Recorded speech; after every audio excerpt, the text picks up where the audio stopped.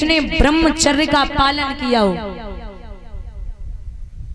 योगी हम उसे कह सकते हैं जिसने ब्रह्मचर्य का पालन किया हो, और या फिर उसकी उम्र 14 वर्ष से कम हो, वो योगी होता है।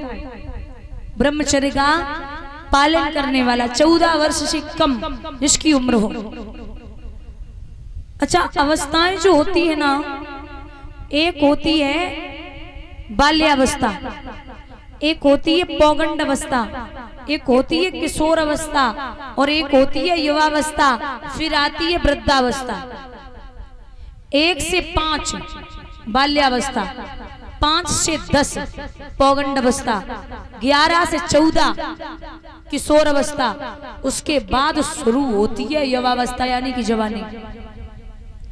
भगवान की कभी आपने दाढ़ी मूंछ देखी है? देखी नहीं। भगवान ने 11,500 वर्षों तक अयोध्या नगरी में राज्य किया, लेकिन दिखने में ऐसे लगते थे जैसे अभी ये 14 वर्ष के हो। भगवान ऐसे लगते थे दिखने में जैसे अभी 14 वर्ष के हो। कृष्ण ने कई वर्षों तक राज्य किया, जिनके नाती हैं पंती हैं, फिर भी कृष्ण दिखने में ऐसे ही लगते हैं जैसे अभी 14 वर्ष के हो। भगवान की जो सबसे सुशील और संस्कारी पत्नी है वो है रुक्मिणी, और सबसे जिद्दी और सबसे रूठने वाली जो पत्नी है वो है सत्यभामा। रुक्मिणी जी को कभी गुस्सा आता ही नहीं था, वो यही नहीं जानती थी गुस्सा होता क्या है। एक दिन भगवान विचार करने लगे कि आज ने कुछ भी करना पड़े गुस्सा करना है। देखते कब तक गुस्सा नहीं आता, ऐसो साइड से खड़ो कर लियो। भगवान बैठे तो बोले रुक्मिणी जी एक बात बोलनी थी। बोले कहो। बोले इतना काला सा हूं मैं, तुम्हें पूरी दुनिया में कोई व्यक्ति नहीं मिला तो तुमने मुझसे शादी कर ली। रुक्मिणी जी को देखा पीछे, गुस्सा ना आया, बराबर पंखा कर रही। भगवान बोले रुक्मिणी एक बात बताओ, शिशुपाल इतना पैसे वाला, इतना बड़ा राजा, इतना सुंदर था, आपने उससे विवाह नहीं किया, क्यों? हमें क्या अच्छा लगा? लोग हमें चोर बोलते हैं। शायद गुस्सा हो गई हो, पीछे देखा फिर भी गुस्सा नहीं। भगवान बोले कि एक काम करो रुक्मिणी, अबे कछु नाई बिगड़ो, अगर तुम चाहो तो मैं अभी भी आपकी शादी शिशुपाल के साथ में करवा सकता हूँ। रुक्मिणी फिर भी गुस्सा नहीं हुई। अच्छा जगह नाती घर में हो और बाबा दादी से कहें कि तुम अबे एक काम करो, ब्याह दूसरो कर ले। घर में कितना बड़ा कलेश और बवाल होगा, खाना नहीं देंगे। भगवान के घर में नाती हैं, भगवान रुक्मिणी से कह रहे कि तुम दूसरों ब्याह कर लो। जवाब दो भगवान ने कि अभी कुछ नहीं बिगड़ा, आप हमें छोड़ सकती हो और यहाँ से जा सकती हो।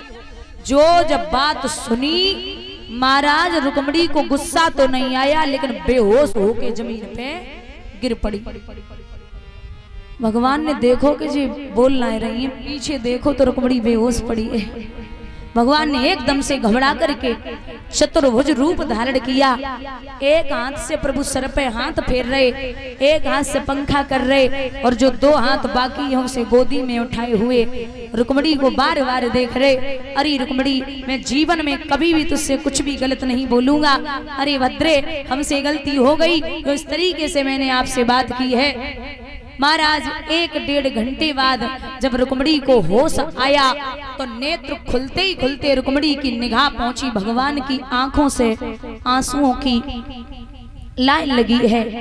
आज रुक्मिणी प्रभु का चेहरा देख के बोली है कि हे गोपाल, आप सब कह सकते हैं, आप सब कह दो हमसे, लेकिन ये कभी मत कहना कि आप मुझे छोड़ के चले जाओ। लोग पता नहीं कितने अच्छे कर्म करते हैं, कितना भजन करते हैं, कितना सत्संग करते हैं, तब आपकी प्राप्ति होती है, फिर भी आप दर्शन नहीं देते। और मुझे बड़ी मुश्किल से आप मिले हैं, आप हमसे ही कह रहे कि हमें छोड़ दो। आप मुझे मौत दे देना, लेकिन खुद का साथ छोड़ने की कभी बात मत करना। भगवान ने रुक्मिणी के आंसू पोंछे। देवी, मैं आपसे इस तरीके का मजाक जीवन में नहीं करूंगा। ऐसे कृष्ण के उपद्रव रहे हैं। यहाँ कथा आती है पांडवों के राजसूय यज्ञ की।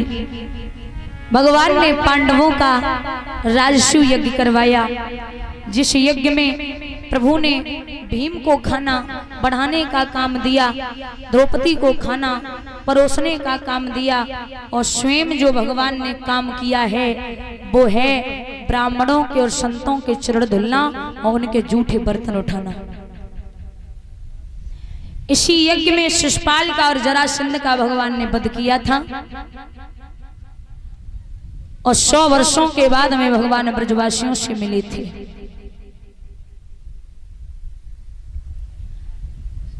ये कथाएं श्रवण कराई हैं महाराज परीक्षित को।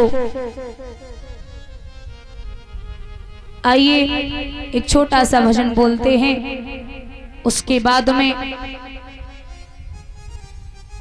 10वें स्कंद की कथा आती है भगवान के परम मित्र सुदामा की।